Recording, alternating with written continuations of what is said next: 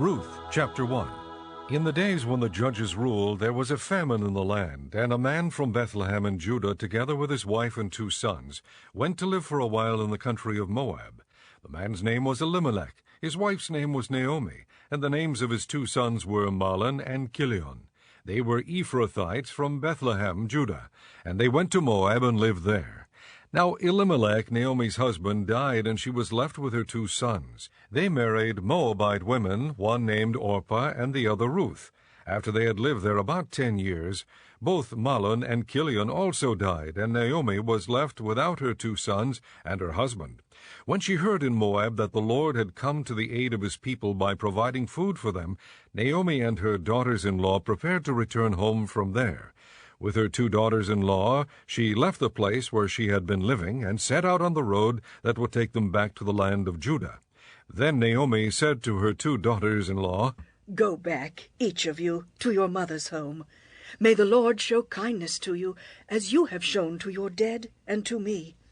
May the Lord grant that each of you will find rest in the home of another husband." Then she kissed them, and they wept aloud, and said to her, "We will go back with you to your people." But Naomi said, "Return home, my daughters. Why would you come with me? Am I going to have any more sons who could become your husbands? Return home, my daughters. I am too old to have another husband.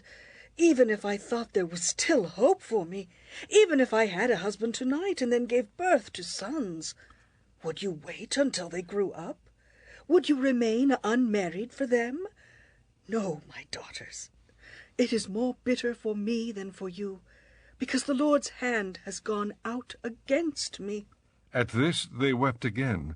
Then Orpah kissed her mother-in-law good-bye, but Ruth clung to her. "Look," said Naomi, "your sister-in-law is going back to her people and her gods. Go back with her." But Ruth replied, "Don't urge me to leave you or to turn back from you. Where you go, I will go, and where you stay, I will stay. Your people will be my people, and your God my God. Where you die, I will die, and there I will be buried. May the Lord deal with me, be it ever so severely, if anything but death separates you and me." When Naomi realized that Ruth was determined to go with her, she stopped urging her. So the 2 women went on until they came to Bethlehem. When they arrived in Bethlehem, the whole town was stirred because of them, and the women exclaimed, "Can this be Naomi?" "Don't call me Naomi," she told them. "Call me Mara, because the Almighty has made my life very bitter. I went away full, but the Lord has brought me back empty. Why call me Naomi? The Lord has afflicted me. The Almighty has brought misfortune upon me." So Naomi returned from Moab, accompanied by Ruth the Moabitess, her daughter-in-law, arriving in Bethlehem as the barley harvest was beginning. Chapter 2. Now Naomi had a relative on her husband's side from the clan of Elimelech, a man of standing, whose name was Boaz. And Ruth the Moabitess said to Naomi, "Let me go to the fields and pick up the leftover grain behind anyone in whose eyes I find favor." Naomi said to her, "Go ahead, my daughter." So she went out and began to glean in the fields behind the harvesters. As it turned out, she found herself working in a field belonging to Boaz, who was from the clan of Elimelech. Just then Boaz arrived from Bethlehem and greeted the harvesters. "The Lord be with you." "The Lord bless you." They called back. Boaz asked the foreman of his harvesters, "Whose young woman is that?" The foreman replied, "She is the Moabitess who came back from Moab with Naomi. She said, 'Please let me glean and gather among the sheaves behind the harvesters.' She went into the field and has worked steadily from morning till now, except for a short rest in the shelter." So Boaz said to Ruth, "My daughter, listen to me. Don't go and glean in another field, and don't go away from here. Stay here with my servant girls. Watch the field where the men are harvesting, and follow along after the girls. I have told the men not to touch you. And whenever you are thirsty, go and get a drink from the water jars the men have filled." At this she bowed down with her face to the ground. She exclaimed, "Why have I found such favor in your eyes that you notice me, a foreigner?" Boaz replied, "I've been told all about what you have done for your mother-in-law since the death of your husband, how you left your father and mother and your homeland, and came to live with a people you did not know before. May the Lord repay you for what you have done."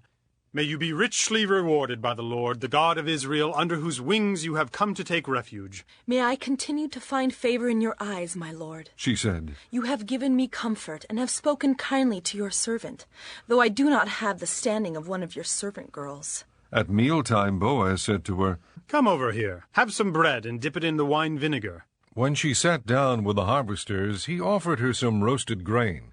She ate all she wanted and had some left over. As she got up to glean, Boaz gave orders to his men, Even if she gathers among the sheaves, don't embarrass her. Rather, pull out some stalks for her from the bundles and leave them for her to pick up, and don't rebuke her. So Ruth gleaned in the field until evening. Then she threshed the barley she had gathered, and it amounted to about an ephah. She carried it back to town, and her mother-in-law saw how much she had gathered. Ruth also brought out and gave her what she had left over after she had eaten enough. Her mother-in-law asked her, Where did you glean today? Where did you work? Blessed be the man who took notice of you. Then Ruth told her mother-in-law about the one at whose place she had been working. The name of the man I worked with today is Boaz, she said. The Lord bless him. Naomi said to her daughter-in-law. He has not stopped showing his kindness to the living and the dead. She added, That man is our close relative. He is one of our kinsmen redeemers. Then Ruth the Moabitess said, He even said to me, Stay with my workers until they finish harvesting all my grain. Naomi said to Ruth her daughter-in-law, It will be good for you, my daughter, to go with his girls, because in someone else's field you might be harmed. So Ruth stayed close to the servant girls of Boaz to glean until the barley and wheat harvest were finished, and she lived with her mother-in-law. Chapter 3. One day Naomi, her mother-in-law, said to her, My daughter, should I not try to find a home for you, where you will be well provided for? Is not Boaz, with whose servant girls you have been, a kinsman of ours? Tonight he will be winnowing barley on the threshing floor. Wash and perfume yourself, and put on your best clothes. Then go down to the threshing floor, but don't let him know you are there until he has finished eating and drinking. When he lies down, note the place where he is lying. Then go and uncover his feet and lie down. He will tell you what to do. I will do whatever you say, Ruth answered. So she went down to the threshing floor and did everything her mother-in-law told her to do. When Boaz had finished eating and drinking and was in good spirits, he went over to lie down at the far end of the grain pile. Ruth approached quietly, uncovered his feet, and lay down. In the middle of the night something startled the man, and he turned and discovered a woman lying at his feet. Who are you? He asked. I am your servant, Ruth. She said. Spread the corner of your garment over me, since you are a kinsman redeemer. The Lord bless you, my daughter. He replied. This kindness is greater than that which you showed earlier. You have not run after the younger men, whether rich or poor. And now, my daughter, don't be afraid. I will do for you all you ask. All my fellow townsmen know that you are a woman of noble character. Although it is true that I am near of kin, there is a kinsman redeemer nearer than I. Stay here for the night, and in the morning if he wants to redeem, good, let him redeem. But if he is not willing, as surely as the Lord lives, I will do it. Lie here until morning. So she lay at his feet until morning, but got up before anyone could be recognized, and he said, Don't let it be known that a woman came to the threshing floor. He also said, Bring me the shawl you are wearing and hold it out. When she did so, he poured into it 6 measures of barley and put it on her. Then he went back to town. When Ruth came to her mother-in-law, Naomi asked, How did it go, my daughter? Then she told her everything Boaz had done for her and added, He gave me these 6 measures of barley, saying, Don't go back to your mother-in-law empty-handed. Then Naomi said, Wait, my daughter, until you find out what happens, for the man will not rest until the matter is settled today. Chapter 4. Meanwhile Boaz went up to the town gate and sat there. When the kinsman redeemer he had mentioned came along, Boaz said, Come over here, my friend, and sit down. So he went over and sat down. Boaz took 10 of the elders of the town and said, Sit here. And they did so. Then he said to the kinsman redeemer, Naomi, who has come back from Moab, is selling the piece of land that belonged to our brother Elimelech. I thought I should bring the matter to your attention and suggest that you buy it in the presence of these seated here and in the presence of the elders of my people. If you will redeem it, do so. But if you will not, tell me, so I will know. For no one has the right to do it except you, and I am next in line. I will redeem it, he said. Then Boaz said, On the day you buy the land from Naomi and from Ruth the Moabitess, you acquire the dead man's widow, in order to maintain the name of the dead with his property. At this the kinsman redeemer said, Then I cannot redeem it because I might endanger my own estate. You redeem it yourself. I cannot do it. Now in earlier times in Israel, for the redemption and transfer of property to become final, one party took off his sandal and gave it to the other. This was the method of legalizing transactions in Israel. So the kinsman redeemer said to Boaz, Buy it yourself. And he removed his sandal. Then Boaz announced to the elders and all the people, Today you are witnesses that I have bought from Naomi all the property of Elimelech, Kilion and Mahlon.